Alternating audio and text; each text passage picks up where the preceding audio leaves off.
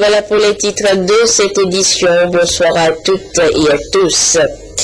3 jours après donc les attentats de Ouagadougou, le président de la République a adressé ce lundi un message de compassion à son homologue burkinabé Roch Marc Christian Kaboré. Le message dit ce qui suit. Monsieur le Président, c'est avec beaucoup de peine que j'ai appris la nouvelle de l'attaque du splendide hôtel de Ouagadougou qui a coûté la vie à une trentaine de personnes et en a blessé des dizaines. En ces circonstances tragiques, je tiens à vous faire part de ma compassion et de la solidarité du peuple togolais qui est profondément choqué par cette action terroriste.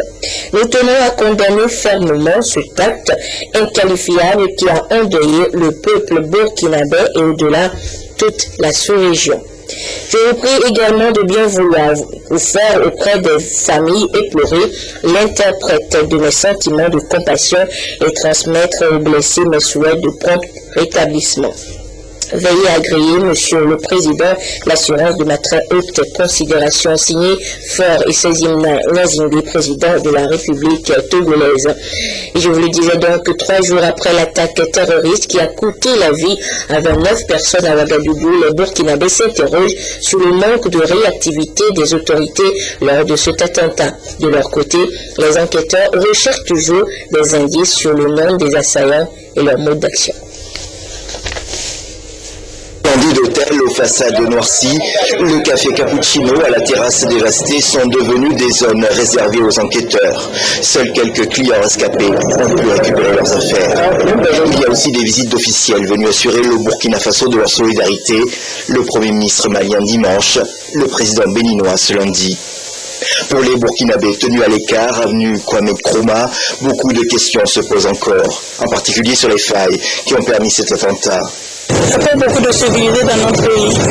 Tout le monde peut rentrer dans notre pays comme il veut. C'est mal arrivé, c'est le mauvais moment, parce qu'on n'en avait pas besoin.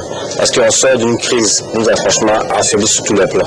18 enquêteurs français sont venus épauler leurs collègues, mais on connaît toujours aussi peu de détails sur l'attaque. 7 corps restent à identifier. Al-Qaïda au Maghreb islamique a publié la photo de 3 membres supposés du commando, mais de nombreux témoignages font état de plus de 3 assaillants. D'autres parlent de la présence de femmes.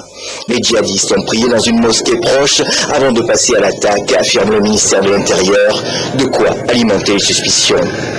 Nous serons plus vigilants, mais ça ne peut pas nous empêcher de vivre avec nos autres frères ailleurs, que tu sois noir, blanc, que tu sois chrétien ou musulman. Environ 60% de la population du Burkina Faso est musulmane et tous les pays de la sous-région, des pays pauvres, craignent maintenant la radicalisation de quelques-uns qui pourraient fournir des combattants et des soutiens aux groupes terroristes, toujours plus incontrôlables et sans frontières. Autorampage national au moment où le Togo se mobilise pour accueillir le sommet sur la sécurité maritime. Les partenaires lui viennent en aide pour son succès. C'est le cas de la France qui apporte son expertise au Togo dans les préparatifs. Après la réunion du 20 novembre dernier, les experts français reviennent avec les membres de la commission de supervision pour faire le bilan de cette étape. La rencontre s'est tenue aujourd'hui à la primature en présence du Premier ministre Comissé Lamklasso, président de cette commission de supervision. Le compte rendu avec Antoinette Romao. Le Togo de plein pied dans les préparatifs du sommet de l'Union africaine sur la sécurité maritime. Déjà, à quelques semaines de l'ouverture, ce grand rendez-vous suscite un engouement chez tous les spécialistes à travers le monde. Experts, chercheurs, partenaires nationaux et internationaux. Sans oublier la mobilisation exceptionnelle de la France.